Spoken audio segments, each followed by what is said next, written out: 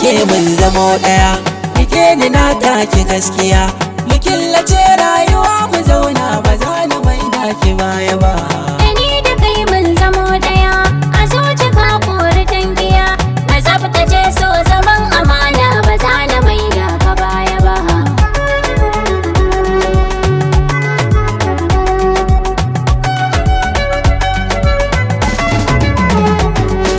Farin jinin gobe dai a so in ka fara yi taki gaskiya,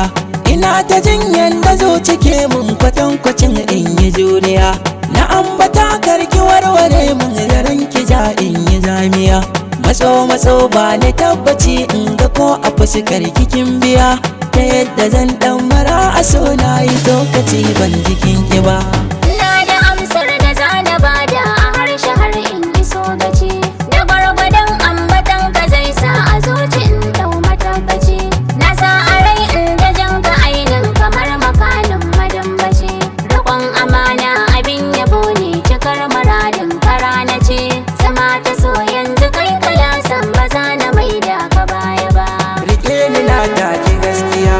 A zuci ka kori tangiya. farin jini na yi koko sa'a na tadda ke gani na shigo, ginin da zan me kama da dutse akan kiso ba gidan zago, duyan da zan in zamo wakili a radu ba na zama rago, ki bani dama da ni a dama zufar da naikin ga ta dago, da ke kaɗai zana cimma buri a so ba zan ɗauki fashe ba. Dare daban safiya daban ce amma a so sun zamo daya, da sanda ya tashi sai na zauce a zahiri gani bebiya, har na fi son in zaman kadaici ba wanda zan yi wa dangiya, a yanzu sa'ar da na yi wakilcin ka zai rufe mun matambaya, na zuci ta dauki kwan muradi ba za a canza ka kaya ba. Da ni da ke mun zamo ɗaya, rike ni na taki gaskiya, mu killace rayuwa mu zauna ba za na mai daki baya ba.